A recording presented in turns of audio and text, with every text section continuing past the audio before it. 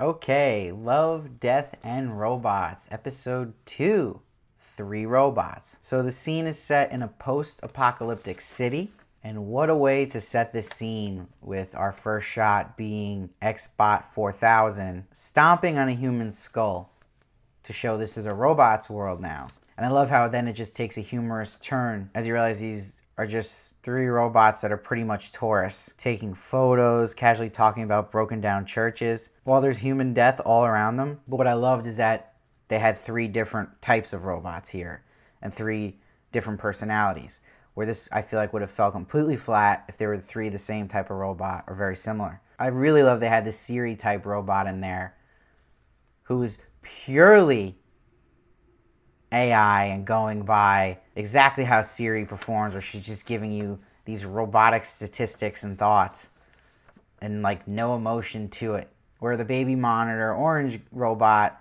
is kind of the comic relief here, and Xbot 4000 kind of plays the likable goof, and also just the robot we're kind of in their shoes, taking everything in and asking questions, letting the other 2 react. And it showed too that, again, the similarities between robots and humans, just like humans, there's different types. They come in all different shapes and sizes. And you see it's humorous, but it's also insanely dark. I mean, look when they get to the basketball court, and he's just poking a hanging dead body that was like a basketball player. And the Siri bot's taking a photo of a dead cheerleader with the hashtag "We Are Effed" above her. And I love how when they look at the basketball and they're talking about it, it really made us kind of look at ourselves and realize how primal we could even be and idiotic that we get our entertainment just from a bouncing ball. And then we cut to a scene at a diner, and they're talking about the hamburger. And this relates to a conversation about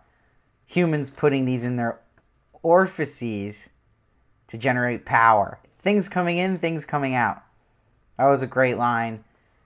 Obviously referring to our digestive system and all the holes in our body. And then you get an interesting line here after the bots are making fun of the human digestive system. Xbot's like, who even designed them? And the orange dude's like, we checked their code, no creator signature. And Siri says, that's because they were made by an unfathomable deity that created them for no apparent reason out of dust. And so this is taking a stab at religion, and ironically this Siri bot puts on a Jesus Saves hat off of a dead body. So then we meet this cat, and they're trying to figure out the purpose of this cat. And I love that the Siri bot explains that these cats basically served humans as poster boys for us for Facebook and Instagram. I love this claim that the show writer's making here, that yeah, some people literally only have cats to post pictures of them on social media. So what's interesting though is how they react to this cat, showing us we see robots aren't all that smart either and have irrational fears like humans as well, thinking that this cat will explode. And like in real life, Siri's too literal of a robot,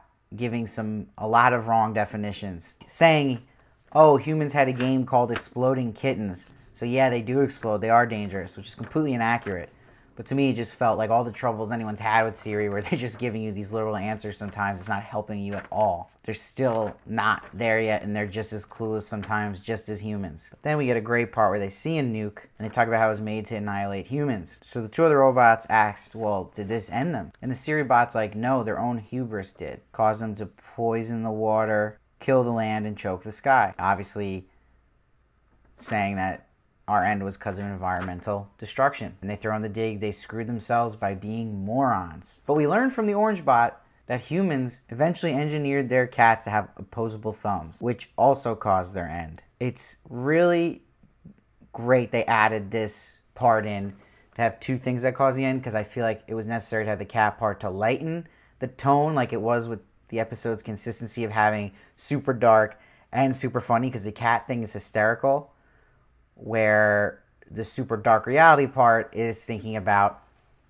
us dying because of our ignorance towards the environment. So instead of just ending on that completely dark tone about the environment, I like that they threw this in as well to keep the humor there as well. And it's just funny when you notice that voice of Chris Parnell's talking as the cat, and it's perfect they picked the animal of the cat because they're naturally selfish and really, I believe, want to kill us all like this episode exaggerates. And a cool thing they threw here too is that the robots, again, still scare the cats thinking they're going to explode, And that cat just plays on it. It's like, yeah, just keep petting me so I don't. So these cats actually really own these robots in this new world, just out of fear. And the robot's fear of them exploding. This was a super clever episode. Some parts maybe a little too on the nose for my taste, but enjoyable. And again, like the first episode of the show, incredible animation. Again, the best part of this episode to me was just how perfectly they blended dark themes and dark topics with light humor that worked. And the music effectively stayed with its tone too, which is not an easy task. And it was a cool way to use robots, or wasn't too preachy, and address these human problems in a relatable way. And I think it helped that they also made robots exposed to their flaws too. It wasn't like they were just the perfect thing compared to humans. It blended it well on how it's kind of related. So I'm giving this one an 8.6. Please let me know what you thought of it down below. I'd love to hear your thoughts. I read every comment and try to respond to as many as I can. Please subscribe so you don't miss one of my reviews of Love, Death, and Robots. I also do a bunch of other shows as well, so you don't want to miss that. And please follow me at SteveVarley1 on Instagram and Twitter. You will see there I have bonus reviews where I review all the newest movies coming out that you can only get there. So make sure to follow there as well. And I'll see you next time.